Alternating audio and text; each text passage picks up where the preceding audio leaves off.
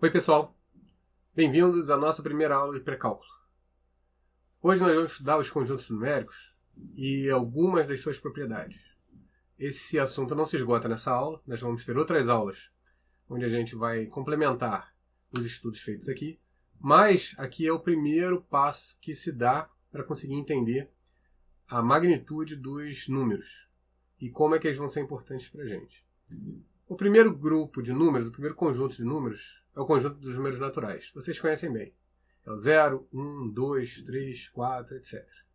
Vamos colocar aqui, vamos ver a simbologia deles e botar exemplos de subconjuntos dos números naturais que têm uma grande relevância para o nosso estudo. Vamos lá. O conjunto dos naturais tem dois símbolos possíveis que se pode usar para eles. Você pode usar esse símbolo aqui, o mais comum, ou esse símbolo aqui. Tá? Ele aparece mais esse segundo símbolo aparece mais em livros em língua inglesa. Mas também existe. Vamos numerar eles aqui. Vai ser 0, 1, 2, 3, 4, etc. Esses números são usados para contagem. Então, sei lá, você vai contar quantos bezerros tem dentro de um cercado. Você vai usar os números naturais para isso. O conjunto dos naturais, ele tem duas operações básicas sobre ele definidas. A gente tem aqui as duas operações. A adição e a multiplicação. Professor, eu aprendi que são 4 as operações básicas. A divisão, na verdade, ele é um algoritmo. É um algoritmo que utiliza adição, subtração e multiplicação para ser feito. E subtração, na verdade, vai ser uma adição com números negativos. Então, daqui a pouquinho, a gente entra lá. As duas principais operações são adição e multiplicação. Essas operações, ela tem propriedades. E essas propriedades a gente vai utilizar para fazer as contas. Então, a primeira aqui é a associatividade. Então, você tem aqui, por exemplo, que A mais B mais C é igual a A mais B mais C. Essa aqui é um exemplo. É a definição de associatividade.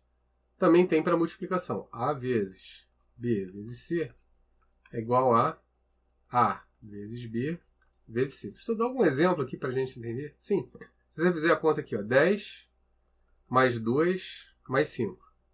Isso aqui dá para mim 17. Não faz diferença se eu fizer 10 mais 2 mais 5, que dá 7, vai dar igual a 17 também. Também não faz diferença eu somar 10 mais 2 primeiro, vai ficar 12, mais 5, também igual a 17. Então essa é a noção de associatividade. Não importa, na verdade, os termos que você escolhe primeiro para fazer as contas. Pode ser tanto na adição quanto na multiplicação, não faz diferença. A segunda, que é importante, é a comutatividade. Você tem aqui A mais B igual a B mais A. Esse é um exemplo. Então, 2 mais 3 é igual a 3 mais 2. E na multiplicação você tem A vezes B igual a B vezes A. Você aprendia isso como a ordem dos fatores não altera o produto. Tá? Mas tem que ter na mente que também serve para soma, por exemplo. Então, você pode aplicar 2 mais 3 igual a 3 mais 2, ou multiplicar, não vai fazer diferença.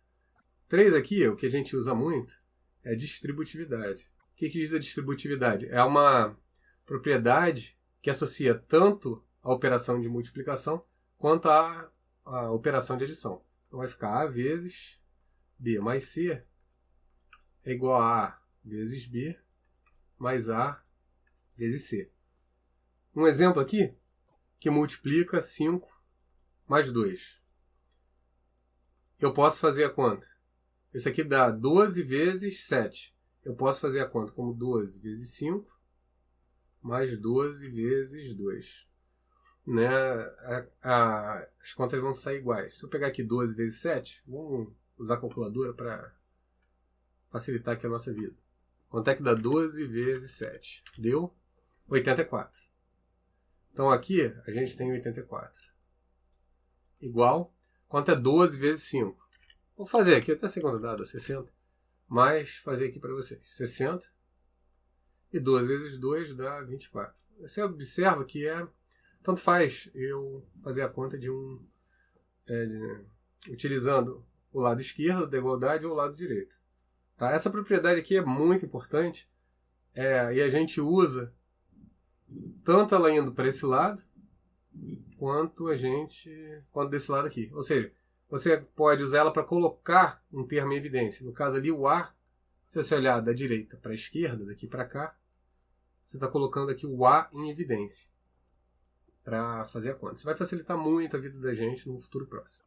Cada operação existe um elemento neutro. O que significa um elemento neutro? É um elemento que quando eu faço a operação sobre ele, eu não altero o número que eu tinha antes.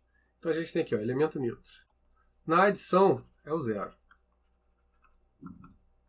Se eu tiver aqui 3 mais 0, vai ficar igual a 3. Se eu tiver aqui na multiplicação, é o 1. Se eu pegar aqui 3 vezes 1 é igual a 3. Você pode achar que isso aqui é uma bobagem, mas isso aqui vai ser, em breve, o que permite que a gente faça a soma de frações. Tá? E que a gente resolva um monte de problemas, por exemplo, até lá em derivadas, utilizando essa propriedade aqui. Você somar 0, você não altera o número que você está trabalhando. Então, quando a gente estiver mexendo com isso, eu vou voltar e vou comentar. Estou usando aqui o elemento neutro. E a gente faz muitos tipos de conta utilizando isso, que às vezes é difícil de ver por que está usando. Mas se você lembrar que você está usando aqui como a propriedade do elemento neutro, facilita bastante a tua vida. Os números naturais têm alguns subconjuntos que são de grande importância. Então vamos aqui começar a estudar os múltiplos e divisores de um número. Por exemplo, quando eu pego aqui o número 3, quais são os múltiplos de 3? Aí você vai dizer para mim 3, 6, 9, 12, etc. Você pode perceber que isso aqui é um subconjunto dos naturais. Eu posso escrever isso aqui de uma maneira bem simples. Tá?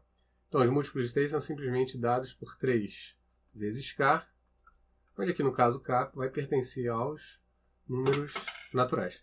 A gente pode estender esse conceito para os números inteiros. Daqui a pouco eu falo ele. Mas, de qualquer maneira, os números naturais aqui positivos, eu posso escrever simplesmente como 3 vezes k, onde k é qualquer natural. Então, se eu tiver aqui, para eu saber se um número é múltiplo de 3, eu tenho que saber se ele está multiplicado aqui por um número que não importa qual seja, basta que ele seja aqui um natural. Então, a gente pode, por exemplo, definir o que é um múltiplo de um número qualquer. Então, vamos botar assim.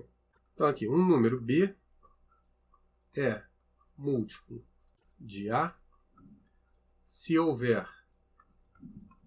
um número c ou k, ou o que você quiser. Eu vou botar aqui tal que. Aí eu tenho aqui b é igual a a vezes o c. Tá? Você pode, por exemplo, ali o 12 é igual a 3 vezes 4. Então eu posso dizer aqui que 12 é múltiplo de 3. Porque aqui eu consegui, vou botar assim, 12 é múltiplo de 3. Porque eu consegui encontrar um número e quando eu multiplico, eu consegui a partir do 3 encontrar um número que quando eu multiplico dá 12. Tá? Então isso é a noção de múltiplo de um número. Tá? Vamos ver o que é um divisor de um número agora. Aí como eu vou trabalhar com divisor agora, o raciocínio é o contrário. Então aqui, um número A é divisor de B. Se houver um número C, aí aqui, tal que, a gente tem aqui B é igual a A vezes C. Nós também dizemos aqui que o A divide B. Tá? É outra maneira de dizer que o A é divisor de B. Você deve observar que as definições são muito próximas. Só tem que entender que quando eu estou tratando de múltiplo e divisor, no múltiplo, eu estou chegando no número aqui fora. No divisor, eu estou no número aqui dentro. A diferença, basicamente, é só essa. Tá? Isso aqui vai ser muito importante para a gente poder entender, quando a gente estiver trabalhando com números racionais, como é que a gente vai fazer soma, subtração de frações. Então, não é bobagem aqui o que a gente está trabalhando. Tá? Então, guarde isso aqui com carinho. Então, já que a gente já sabe verificar os múltiplos e divisores de um número, agora vamos estudar os números primos. São números de extrema importância.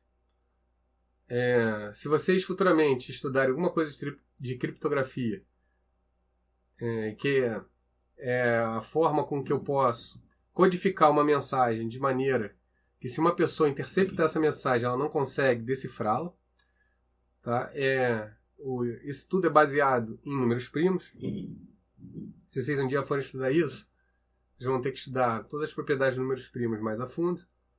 E a gente tem uma maneira muito simples de descobrir quais são. Os números primos, na verdade, eles não têm divisores, exceto eles próprios. Às vezes, realmente coloca 1 e ele próprio, mas 1 é divisor de qualquer número, então não faz sentido. Você tem aqui, 13 é igual a 13 vezes 1. Então, o 13 é ao mesmo tempo múltiplo e divisor dele mesmo. Isso não tem muito sentido ficar se preocupando com isso. Então vamos lá para os números primos. Primeiro vamos estudar como é que se obtém eles. Então, os números primos são os números que só tem como divisores 1 e eles próprios. Como é que a gente obtém isso? Uma coisa bem simples. Uma maneira bem simples de fazer. Primeiro eu vou começar a colocar uma listagem aqui de todos os números naturais até um dado valor que eu queira. Tá? Então vou começar aqui com... Vou botar assim, naturais. Vou botar aqui de 1 até 20. Tá? Eu não vou trabalhar aqui com os múltiplos de 1, porque não faz sentido. Tá? Mas o que eu vou fazer agora? Eu vou retirar da lista, primeiro, todos os múltiplos de 2. 2 em si é um número primo. Por quê? 2 dividido por 2 dá 1, e 2 dividido por 1 também dá... Tem que verificar se dá resto zero. Ambos dão resto zero, né? Então 2 é primo. Aqui o que eu faço? Eu retiro da lista todos os múltiplos de 2. O primeiro da lista, tirando 1, já vou rabiscar esse 1 aqui. Tirando 1, o próximo da lista é um número primo. Tá? Então esse aqui é um primo. O 3. Por quê? Você não tem nenhum divisor dele antes. Ele não é múltiplo de ninguém também. Tá? Então aqui, esse aqui é um número primo. Aí agora eu tiro todos os múltiplos de 3. O 6 já foi tirado. O 9 vai ser retirado. Aí tem o 15, vai ser retirado. Que é 3 vezes 5. 17 não é múltiplo de 3. 19 não é múltiplo de 3, etc. O próximo da lista é um primo. Tá? Aí a gente vai agora tirar todos os múltiplos dele. Né? Então a gente vai tirar o 10, já foi tirado. O 15, 3 vezes 5, 15 e o 20. Tá? O próximo da lista é um primo. Então aqui o 7 é um número primo. Aí agora eu vou retirar todos os múltiplos de 7 da lista. Então aqui, 14, eu iria tirar o 21 também. O próximo da lista vai ser um número primo, o 11. E eu vou retirar todos os múltiplos. Já não tenho mais múltiplos de 11 aqui, né? Vai ser um 22, etc. Aí o próximo da lista, o 13, vai ser um número primo e eu vou retirar todos os múltiplos. Os múltiplos dele já estão mais à frente. Então aqui eu só tenho números primos, 17 e 19. Então aqui eu consigo fazer uma lista com os números primos. Ou seja, eu não tenho, por exemplo, aqui para o 17, eu não tenho nenhum divisor dele, eu não tenho nenhum número sobre o qual o 17 é múltiplo. 17 não é múltiplo de nenhum número, exceto 1 e ele próprio. Então não há múltiplo, 17 não é múltiplo de nenhum número. Vou botar aqui, 17 não é múltiplo de nenhum número. Considerando isso, ele é primo. Tá? Essa é a ideia dos números primos. Tá? Se vocês um dia forem trabalhar então com criptografia, vão ter um estudo longo aí dos números primos. É um estudo que eu já fiz quando estava na faculdade. E a criptografia, que é usada com números primos, por exemplo, se usa nos caixas eletrônicos para poder transmitir a tua senha do terminal de atendimento para o servidor central do banco. Mesmo que alguém, no meio do caminho, intercepte a tua senha, vai vir de tal forma misturada que você não é capaz de identificar quais são os números que a pessoa digitou originalmente. Tá? É uma área bem legal da matemática. Se alguém um dia se interessar em estudar, vai verificar que você não consegue quebrar e que você pode fazer as transações bancárias sem nenhum perigo ali. Assim como a urna eletrônica, eu acho que a urna eletrônica pegaram alguma falha dela, mas simplesmente porque fizeram mal feito. Se fizerem bem feito ali a codificação, a criptografia, não é possível quebrar ela. O que podem fazer é um ataque a ela e ela não funcionar, isso aí sim. Mas dizer que uma pessoa vai interceptar aqueles resultados e vai alterar, isso não tem como. Tá? Existem métodos de criptografia para isso. Mas isso é uma coisa para o futuro aí para vocês. Se alguém quiser também. Então, os números naturais, muito provavelmente, reinaram pela humanidade até que os comerciantes começaram a realizar trocas. Aí um dia, alguém queria alguma coisa, mas aí não tinha algum elemento de troca por aquela coisa. Aí ele disse assim, olha, me dá isso aqui agora que depois eu te dou. Aí, o que eu estou devendo. Aí criaram-se os números negativos. Os números negativos são exatamente os números que você estaria devendo. Então, se eu tivesse assim, eu tenho R$10 na minha conta, mas eu precisei usar R$12. Aí eu entrei no limite de cheque especial. O banco, na verdade, deixou, então ele me emprestou R$12. Então, eu fiquei devendo R$2. Esse devendo é um número negativo. Né? Então você fala, eu tenho menos R$2. Né? E isso permitiu que as operações de subtração agora fossem mais completas. Porque eu tinha aqui, 3 peixes. Vendi 2, agora eu tenho um peixe. Então eu tinha a conta 3 menos 2. Mas eu não podia fazer a conta 2 menos 3. Agora eu posso, vai dar menos 1. Né? Isso aqui não deve ter sido naturalmente aceito. Porque é como se tivesse assim, alguma coisa desse tipo. Se houver 5 pessoas numa sala e saírem 7, precisam entrar 2 para a sala ficar vazia. Isso aí não acontece em situações reais. Mas acontece, por exemplo, se eu permitir que isso ocorra, por exemplo, com dinheiro. Então, criaram-se os números agora inteiros. Vamos para eles. Os números inteiros têm o número Z como símbolo. Eu peço desculpa a vocês, eu estou bem resfriado, estou bem com bastante tosse. E a única coisa dele é ondas naturais, em que você também coloca os números negativos. Tá? Basicamente é só isso. Tá? Então você tem aqui os números inteiros. As propriedades não são muito diferentes dos números naturais. A diferença é que agora você pode fazer as operações de subtração e o resultado vai estar dentro dos números inteiros. Só isso. Não tem nada assim de grandioso a mais nos números inteiros. Agora vamos analisar os números racionais. Qual é a necessidade dos números racionais? Eles nascem quando a gente precisa avaliar partes de um todo. Quando eu trabalho aqui com os números naturais, eu só posso trabalhar com coisas que são completas. Por exemplo, eu vou trabalhar aqui com essa calculadora. Eu tenho aqui 10 calculadoras. Aí eu vou ter 10 objetos desse. Mas suponha agora que eu tenho uma pizza aqui. Vamos dar um exemplo desse. Aí você tem aqui, a pizza significa um inteiro. A pizza, então, é o número 1. Aí, você tem aqui, você dividiu ela, na verdade, em 8 partes. Então aqui eu vou pegar uma parte dela e vou comer. Aí você vai me perguntar, quanto eu comi da pizza? Né? Aí eu falo assim, ó, eu tenho uma pizza aqui, dividi ela em 8. Então eu comi 1/8 dessa pizza. Esse aqui foi o símbolo que inventaram para isso. Então é uma parte dentre 8 da pizza. Basicamente é isso aqui. Então os números racionais, no caso aqui primeiro, a gente vai estudar uma fração, daqui a pouco eu falo a diferença. Então o que eu tenho aqui na minha fração?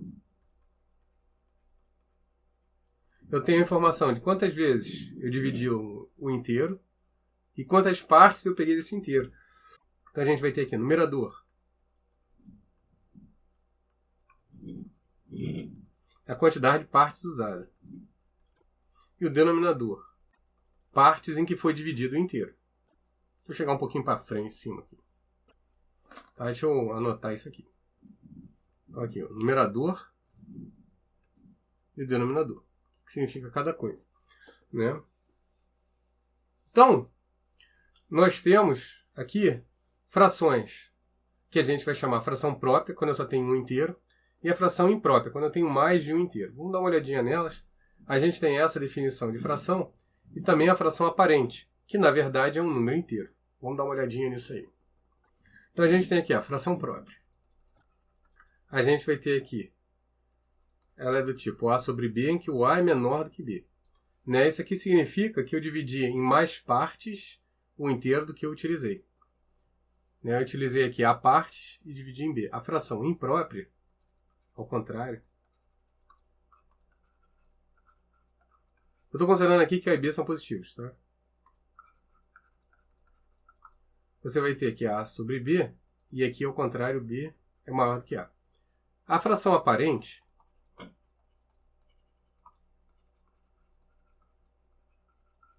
é aquela em que o A é múltiplo de B.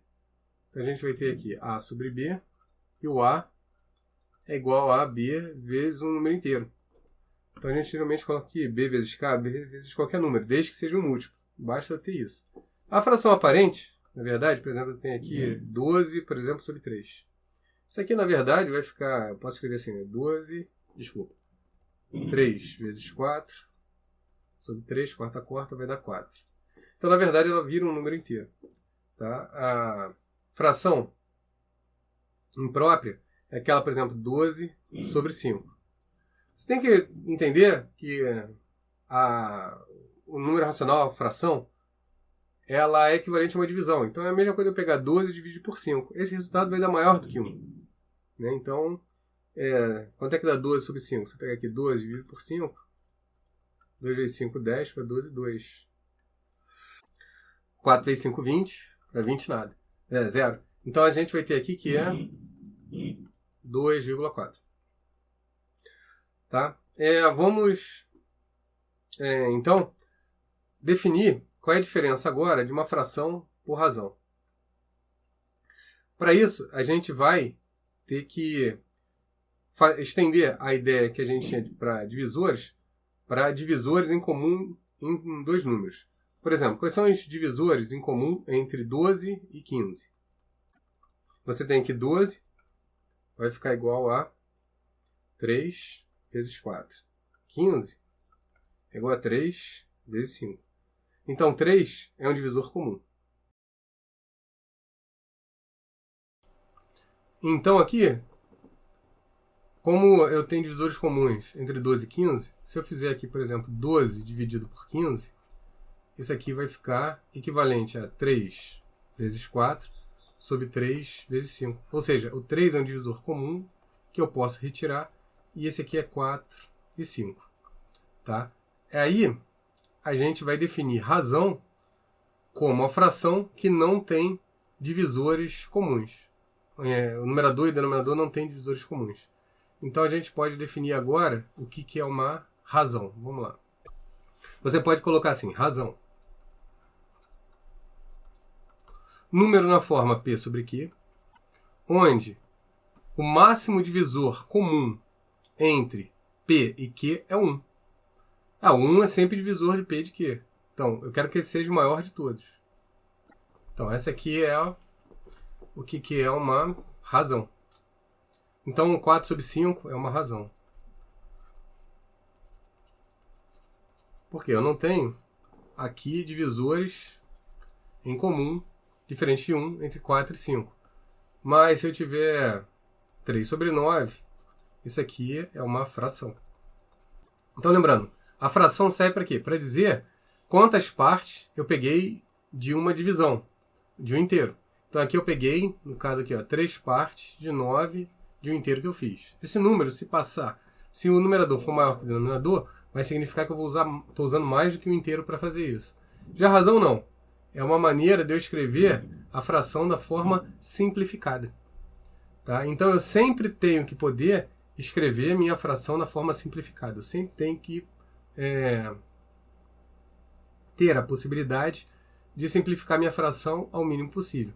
Então, 3 sobre 9, a gente vai ter isso aqui como 1 sobre 3. Isso aqui vai ser uma razão. Essa aqui é uma fração. Acho que deve ter ficado claro para vocês. A razão é única.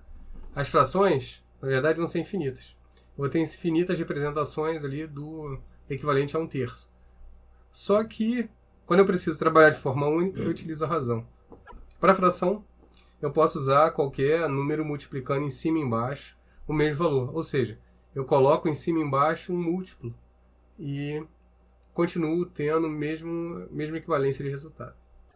Vamos agora, uma coisa que eu não passei ainda muito bem, que são as operações. Na verdade, a gente tem mais e vezes. Para os números racionais, nós temos que criar uma lei que faça com que nós possamos calcular as operações de soma e multiplicação. No caso de divisão também.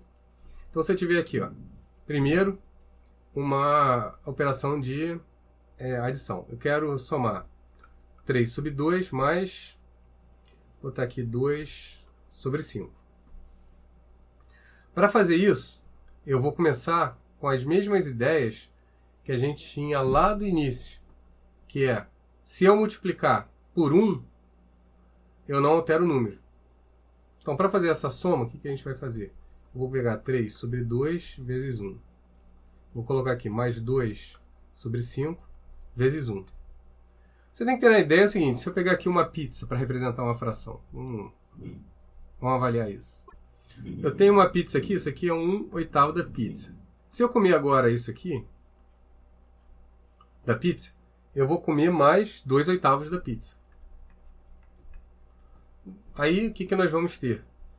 Eu vou ter 1/8 mais 2/8, vai dar 3/8. Ou seja, eu estou ainda dividido em 8 e eu comi 3 partes da pizza. Beleza.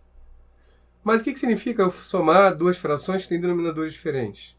Significa que eu cortei essa pizza, ora aqui em 8, depois ora em 5. Por exemplo, quero saber o quanto eu comi. Né? Então, essa vai ser a dificuldade. Então, eu cortei aqui 3 pedaços em 8, mas cortei diferente esse. Então, em vez de ter essa parte aqui, eu vou cortar um pedacinho aqui, e vou comer essa parte aqui. Eu não estou mais dividindo em 8. Agora eu tenho que saber fazer essa conta. Então, o que eu preciso para fazer a soma de frações? Eu vou precisar colocar elas no mesmo denominador. Então, aqui o que eu vou fazer? Eu vou dar um jeito de quando eu olhar para as duas frações, eu ter o mesmo denominador. Se em vez de 1 aqui, eu pego aqui 3 sobre 2 e multiplico aqui 5 sobre 5, que é 1 também, aqui vai ficar 2 sobre 5, aí aqui eu vou colocar 2 sobre 2. Agora, observa que eu tenho o mesmo denominador. Eu tenho 3 vezes 5, 15 sobre 10, mais 2 vezes 2, 4 sobre 10. Isso aqui vai ficar igual a 19 sobre 10. Então, para fazer essa conta, o que eu fiz? Eu dei um jeito de deixar ambas as frações no mesmo denominador. Eu não trabalho mais com a ideia de razão, eu vou trabalhar com a ideia de fração, porque eu vou ter que alterar esse número sem mudar o valor dele para poder fazer a conta. Eu tenho que ter o mesmo denominador para ele. Tá? E eu gosto de fazer de uma outra maneira que vai ficar mais... Na verdade é uma decorebinha, mas que facilita aqui a rapidez com que a gente faz as contas.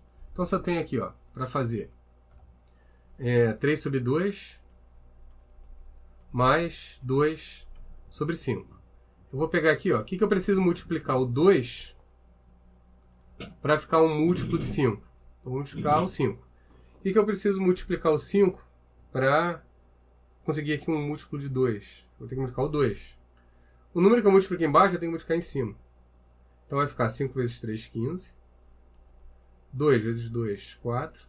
E embaixo, os dois números multiplicados têm que dar igual. 5 vezes 2, 10. 2 vezes 5, 10. Então, aqui vai ficar sobre 10, que deu 19 sobre 10. Sabendo fazer isso, você faz qualquer soma de fração agora. Menos que você tenha uma dessa aqui, sei lá, 2 mais 5 sobre 3, com menos, qualquer coisa assim. O que você precisa fazer? Colocar os dois no mesmo denominador. Então vai ficar 2 vezes 3 sobre 3. Aqui mais 5 sobre 3. Então vai ficar 2 vezes 3, 6, com 5, 11 sobre 3. Tá, você só tem que saber isso. Eu tenho que colocar todas as frações no mesmo denominador. No momento que eu coloquei isso, eu posso fazer as contas. Vamos dar uma olhadinha na parte agora de multiplicação e divisão. Então, vamos olhar aqui a multiplicação. O mais fácil de todas. Na multiplicação eu tenho aqui A sobre B e vou multiplicar por um C sobre D. Multiplica os numeradores, multiplica os denominadores. Só isso. A multiplicação é bem fácil de ser trabalhada. A divisão, eu vou transformar ela numa multiplicação. Então aqui, divisão. Repete primeiro e você vai multiplicar pelo inverso do segundo. Então vai ficar D sobre C. E aí agora vira uma multiplicação que vai ficar D sobre BC. Ou seja, não tem dificuldade. Tá, o que a gente precisa estudar para fazer contas que são mais complicadas são as ordens de precedência. Vocês estudaram isso aqui, muito provavelmente, quando estavam lá no ensino primário ou no ensino fundamental. Primeiro, você faz tudo que está dentro de parênteses, colchete, chaves. Depois faz as multiplicações e divisões. E depois as somas e subtrações. Para nós aqui, não existe em si a operação de divisão. A operação de divisão é uma operação de multiplicação pelo inverso para a gente, considerando aqui os números racionais. Assim como a subtração é a adição pelo simétrico. Então, você vai somar com um número com um sinal negativo. Basicamente é isso. Então, as regras que a gente precisa, basicamente, são para adição e para multiplicação. As outras são casos particulares. Então, ordem de precedência. Então, primeiro, tudo que tiver dentro de parênteses, depois de multiplicações, depois somas. Então, se você tiver coisas assim, né, sei lá, 2 mais 3 vezes 5 mais 1 sobre 2 vezes 3. Tá? Então, você vai fazer primeiro tudo que está dentro do parênteses. Então, você vai ter aqui 2 mais 3, 5, vezes. Aí, 5 mais meio, a gente vai ter aqui 10 sobre 2 mais 1, 11 sobre 2, vezes 3. Agora, você pode seguir, fazer em qualquer ordem, não faz diferença. Né? Mas a gente vai encontrar aqui 15 vezes 11 sobre 2. Aí tem que fazer essa conta aí, 15 vezes 11, para saber quanto é que dá. Tá? Então tem que lembrar, se eu tiver... Às vezes isso aqui não fica tão aparente pra gente. Então 2 sobre 3 mais... Então aqui vai ficar 2 sobre 5 mais 1 sobre 4 sobre 2, que multiplica 7 sobre 3 mais 1 quarto. Né? Aqui tem que tomar um pouquinho de cuidado, que a gente não bota os parênteses aqui, mas na verdade eles existem, né? Eles representam aí um numerador. Então eu tenho que fazer primeiro o que está dentro dos parênteses, mesmo que eu não coloque. Vai ficar 2 sobre 3 mais... Isso pode causar problema para você se estiver usando calculadora, se tem as informações corretas. Né? Então, aqui voltou um pouquinho de espaço. Deixa eu botar para baixo aqui. Aí em cima ali tem que fazer a conta, tem que botar todo mundo no mesmo denominador, vai ficar 20, né? O denominador que eu tenho que usar, então multiplica o primeiro por 4, vai ficar 8. O segundo por 5. 8 mais 5 sobre 20. Embaixo 2, que multiplica. Aí aqui embaixo vai ficar 12. Ficou feia aqui minha letra, né? 12. Aí aqui vai ter que multiplicar 4. 7 vezes 4, 28. É aqui mais 3. Então, aí agora, continuar fazendo o que está dentro dos parênteses. Vai ficar 2 sobre 3. Mais em cima vai ficar 13 sobre 20. Opa, botei 120. Aqui, dividido por 28 com 6, 31, 2 vezes 31 sobre 12. Dá um trabalhinho ainda, né? A gente tem que continuar aqui. Nós vamos ter 2 sobre 3. Aí vai ficar mais 13 sobre 20. Repete primeiro. Então vai ficar aqui 13 sobre 20. Multiplica aqui pelo inverso do segundo. Vai ficar 12 dividido por 31 vezes 2. E aí a gente, por último aqui, vai fazer essa soma. Então vai ficar 2 sobre 3. Aí aqui eu gosto de fazer assim, ó. Eu fatoro um pouquinho o número. Então 13 é o número primo. Aqui vai ficar 4 vezes 3. Embaixo a gente vai ter aqui 4 vezes 5 vezes 31, número primo, vezes 2. Aí aqui eu posso, ó, esse 4, corto com esse 4, o resto não dá para cortar. Então vai ficar 2 sobre 3, mais, aí vai ficar 39 sobre 310. Tá? Aí agora tem que multiplicar 1 por 3 por 310 para continuar a conta. Acho que aqui vocês dominam bem, não precisa eu terminar a conta ali. Só quero mostrar uma confusão que eu vi uma vez na internet e por que de ter dado essa confusão. O problema todo é, nós, seres humanos, entendemos que se tiver 2 que multiplica 3 mais 2, aqui eu não preciso botar o ponto. Dizer que é uma multiplicação, a gente subentende que é uma multiplicação. Mas uma máquina não, você tem que realmente dizer qual é. Dá uma olhadinha, vamos verificar aqui esse problema aqui que eu achei na internet. Vamos dar uma olhada nisso. Aí apareceu para mim aqui, eu recebi pelo WhatsApp, esse problema. Aí perguntou alguém, eu acho que é 1. Aí o cara daqui, 8 sobre 2 vezes 2 mais 2. Aí tem sempre um ali que pedante, vai falar, sei 3 disciplinas de cálculo, garanto que é 1. Tem doutorado em matemática, garanto que é 16. Pedante, né? Não precisa dizer isso. Mas o que acontece aqui? Na verdade, para o ser humano, o que a gente tem aqui? 8 dividido por 2, aí vai estar aqui vezes 2 mais 2. Aí você vai fazer a conta, 8 dividido 2 dá 4, vezes 2 mais 2 dá 4, 16. Né? O que a pessoa fez que achou que é 1? Ele está pensando nisso aqui, ó, 8 dividido por 2 vezes 2 mais 2. Ele está pensando nisso. Ou seja, teria que ter um parêntese a mais que não está colocando. Então, vai ficar 8. Aí dividido. 2 mais 2, 4. Vezes 2, 8, que é 1. Mas se você perguntar qual que está errado? Esse aqui. Esse aqui está errado. Por que está errado? Porque está faltando um parêntese para você poder dizer que aquilo ali está correto. Aí a pessoa, o que ele faz? Trouxe 2 calculadoras que dão resultados diferentes. Vamos dar uma olhada nisso. Então aqui, eu não sei se dá para ver aqui, nessa calculadora aqui, nessa calculadora tem um brilho ali, mas está escrito 1. Tá? E nessa outra calculadora aqui eu posso aumentar um pouco para vocês verem melhor aqui o resultado. Então ali está o 8 dividido por 2, 2 mais 2, aí coloca ali como 16. Vamos dar uma olhadinha em qual a calculadora aqui do computador faz. Vou escrever exatamente o que ele tá ali. 8, então dividido por 2, aí eu não coloco nenhuma operação. Aqui 2 mais 2. Então aqui o computador fez certinho a conta, colocou 16 também. Tá, mas qual é o problema da calculadora ali, Cássio? Né? Pode dizer que a calculadora está errada? Não. Você não pode dizer porque você não colocou a operação para ela que ela tem que fazer. Então isso aqui é um procedimento errado para o computador. Por quê? O computador tem que dar para ele todas as operações certinhas. Eu tenho que dizer qual é a operação que está sendo feita. E aqui, no caso, antes do parênteses, eu não coloquei nenhuma operação. Isso, para o ser humano, você vai subentender que ali tem uma multiplicação. Mas o computador não tem essa informação pré-colocada nele. Tem coisas piores. Deixa eu dar outro exemplo aqui para vocês.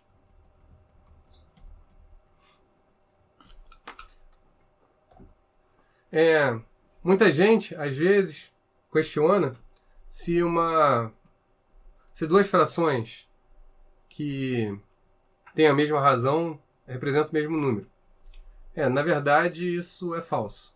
Se eu colocar aqui, ó, por exemplo, menos 1, a gente vai ver isso até depois, tá? Aqui vai ser uma fração. Elevado a 1/3, isso aqui é menos 1.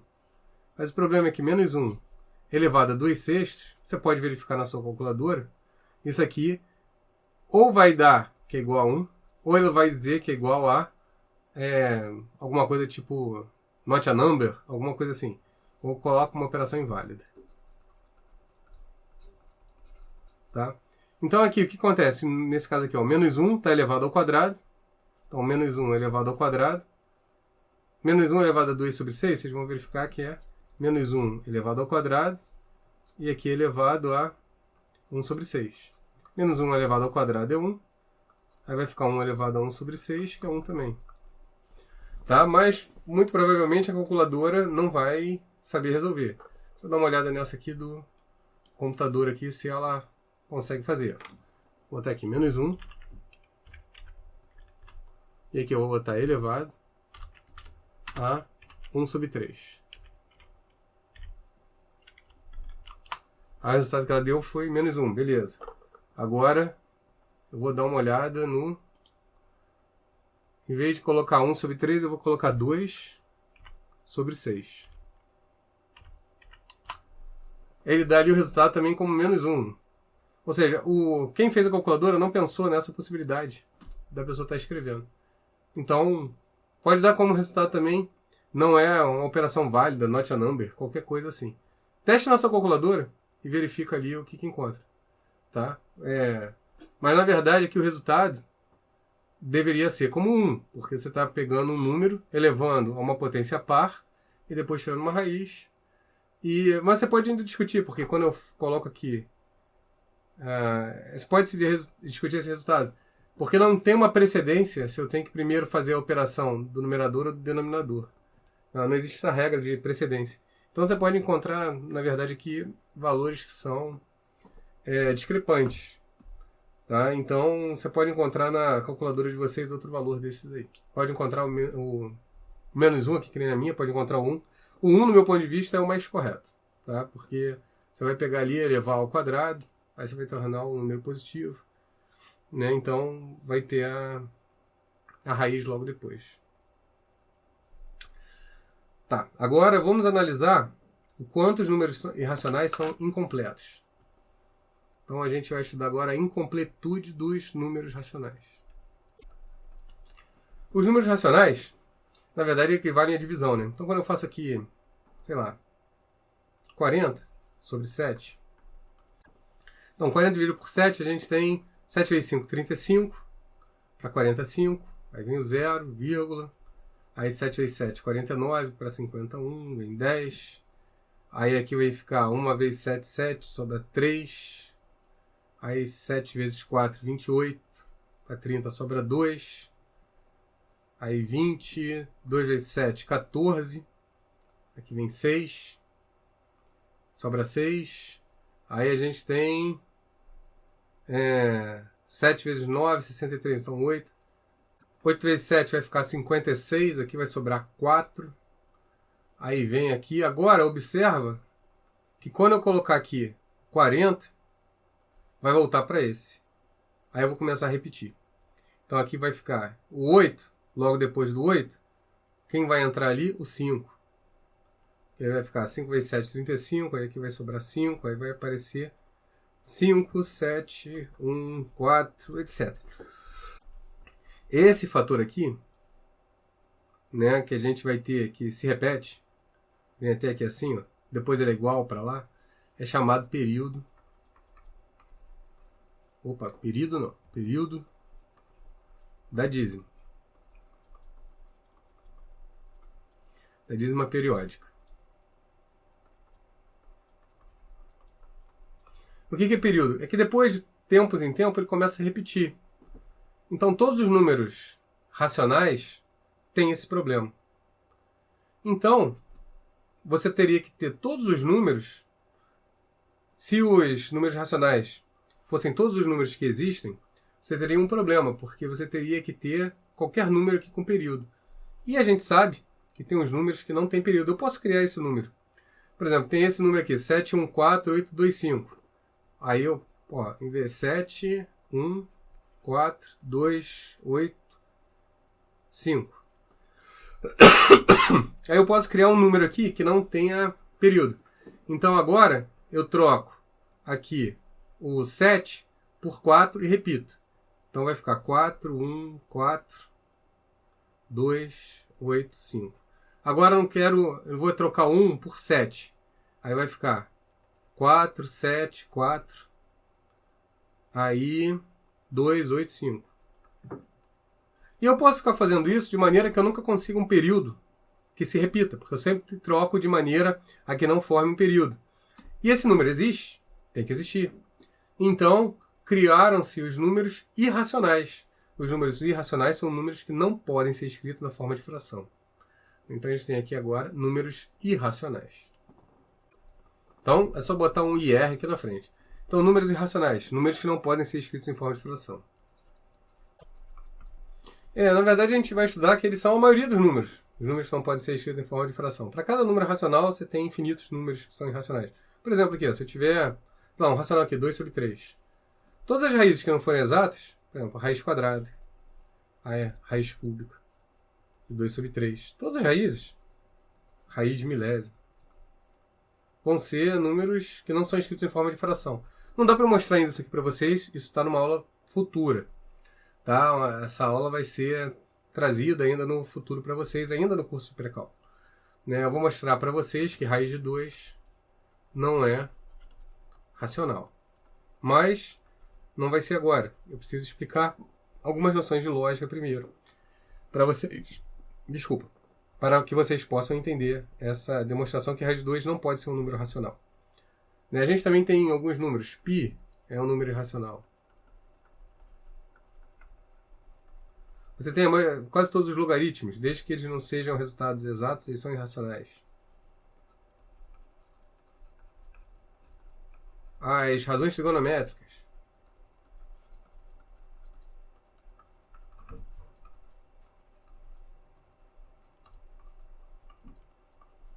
E aí vai. Tá? Os números racionais, eles têm um problema. Por exemplo, o 0 é um número racional. O 1 é um número racional. Então não faz sentido eu ficar só estudando um número racional, porque eu tenho muitos números que não pertencem a eles. Então a gente cria os números reais, que são a união dos racionais com os irracionais. Aí faz sentido a gente trabalhar.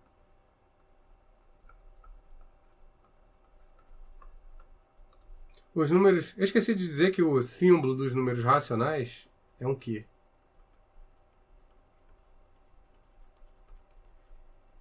É um Q com a barrinha. E dos números reais é um R com a barrinha. Então o R vai ser a união dos racionais com os irracionais. Então com isso você consegue ter o 0, ter o 1 e na verdade é o conjunto numérico mais completo que a gente tem, desde que você não queira resolver, por exemplo, todas as equações polinomiais. A gente vai ter que ir para os complexos. A gente vai comentar ainda os números complexos no curso de pré-cálculo, mas num momento posterior. Eu preciso estudar com vocês antes das equações para a gente poder trabalhar os números complexos. Para a gente encerrar a nossa primeira aula, vamos estudar algo que raramente alguém percebe, que na verdade está se falando de números racionais. Uma aqui é quando você usa percentagem. Não sei se vocês já compraram salgadinhos para aniversário em uma loja e o vendedor te fala assim, eu posso te vender 200 de salgadinhos. 200 é uma forma antiga de falar 200. Pessoal mais velho, minha avó, falava muito isso. Eu quero 200 de alguma coisa, 300 de alguma coisa. Então, 100 é uma forma antiga de 100. Então, quando eu falo aqui por cento, significa por 100. Então, quando eu falo aqui 4 4%, isso aqui é a mesma coisa de 4 por 100. Aliás, o símbolo é uma contração desse símbolo aqui. Tá? Só isso aí. Essas coisas são iguais. Simplesmente arranjar uma maneira de escrever sobre 100 de maneira rápida. Daqui para frente, nós vamos fazer alguns exercícios que envolvem comparação de grandezas usando percentagem. Até para vocês saberem, na verdade, o que é percentagem e aí vocês podem ensinar para o irmãozinho de vocês mais novo contas com percentagem. Vamos dar uma olhadinha em alguns exemplos para a gente ficar mais familiarizado com isso. Acredito que muitos já conheçam, mas de qualquer maneira, vale a pena a gente sentar para resolver alguns problemas, para expandir a nossa mente. Vamos lá. Para começar, vamos dar uma olhadinha nesse problema. Qual o preço de custo de uma mercadoria vendida por R$ 321 com lucro de 7% sobre o preço de custo? Você tem que ter na cabeça que a linguagem matemática está por trás aqui. Então, eu vou chamar C igual a custo, L igual a lucro e V igual a preço de venda. Mas você tem que saber aqui que o lucro vai ser igual a venda menos o custo. Né? Então ele pergunta qual o preço de custo de uma mercadoria, o custo é o que eu quero saber. Uma mercadoria vendida por 321. Então deixa eu colocar aqui o custo, eu não sei. A venda é 321. E o lucro, quais são os dados que ele me dá? Né? O lucro sobre o custo é igual a 7%. Isso aqui é o que ele dá para mim. Entende? O lucro sobre o preço de custo é 7%. Bom, o que significa isso então? O que é o lucro que a gente tem? Vai ser a venda, que é 321, menos o C sobre o C, tem que ser igual a 7 sobre 100. Basicamente é isso, né? Ou 0,07. Se você preferir assim. Então a gente pode escrever aqui, botar ainda 321 menos C é igual a 0,07C. Fazendo a conta. Né? Joga esse cara para lá, 321 vai ficar igual a 1,07C. Quanto é que é o preço de custo? 321 dividido por 1,07. Aí eu posso fazer na calculadora. Vamos dar uma olhadinha aqui. Então vai ficar 321 dividido por 1,07, que vai ser 300. Então aqui o preço de custo foi 300. Então a gente tem que prestar atenção que as pessoas usam normalmente a linguagem matemática, no caso aqui o lucro sobre o preço de custo. Quando fala lucro sobre o preço, está dividindo um pelo outro. Tá? E normalmente as pessoas não se atentam muito a isso. É um dos motivos até de eu ter colocado esses problemas para vocês. Vamos para mais um aqui, para a gente melhorar isso. No nosso segundo exemplo, aqui, qual o preço de custo de uma mercadoria vendida por 344 com prejuízo de 14% sobre o preço de custo? Bom, tem que analisar exatamente aqui o que ele está colocando. Prejuízo sobre o custo. Então a gente vai ter aqui prejuízo sobre o custo igual a 14%. O que significa o prejuízo, né? O prejuízo vai ser o custo menos a venda. A gente faz isso para deixar o resultado positivo. E aqui sobre C, então aqui vai ficar 0,14. Como é que vai tirar? C menos V vai ficar igual a 0,14V. Agora é só juntar, né? Esse cara, aqui, desculpa, eu cometi uma falha, aqui é 0,14C. O C de baixo vai para lá multiplicando. Então, quando jogar esse cara para cá, vai ficar o quê? 0,1 menos 0,14 vai ficar 0,86. C vai ficar igual a V. Então, nós vamos ter que C vai ficar igual a venda, que é 344, dividido por 0,86. Aí a gente faz essa conta na calculadora para ver quanto é que vai dar. Vamos dar uma olhadinha. Então a gente vai ter aqui 344 dividido por 0,86, que dá 400.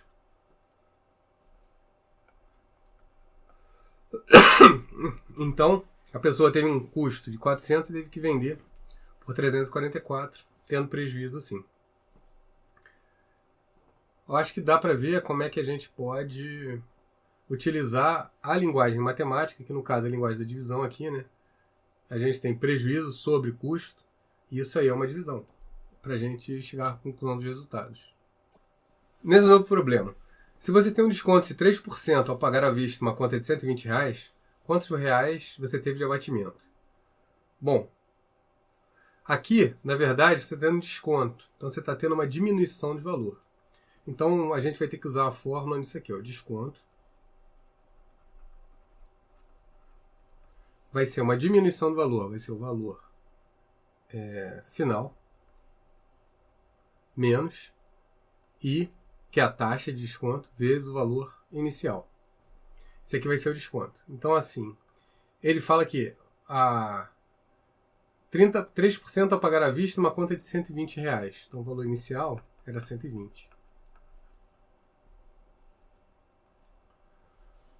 Quantos reais você teve de abatimento? Ele está te pedindo isso aqui, né? Fiz errado. Tira.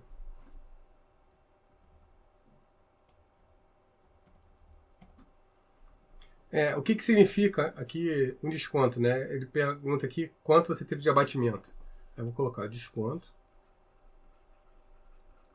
É uma variação do preço. Então vai ser o valor menos uma taxa vezes o valor. No caso aqui, o desconto, está sem D, vai ser o valor, que era 120, menos 3% de 120. Como é que vai ficar isso aqui? Esse corta com esse, 36, então vai ficar 120 menos 36 sobre 10, menos 3,6. Daria 116, vai ficar 117,4. Então você conseguiu comprar o produto a R$117,4. É assim que a gente faz as contas de desconto. Esse novo problema diz o seguinte: uma pessoa revende um automóvel por 15 mil, lucrando 25% sobre o preço de compra, por conta havia comprado o automóvel. Bom, ele está falando aqui que o lucro sobre o preço de compra é igual a 25%. O que é o lucro? É o valor da venda menos o valor da compra. E aqui está dividido pelo valor da compra. Isso aqui vai dar 1 sobre 4, né? E agora você faz aqui a continha. Então a gente vai ter 4V menos 4C igual a C. Então a gente vai ter aqui que 4V igual a 5C. Bom, agora tem que ver. Ele fala que vende por 15 mil, então V igual a 15 mil.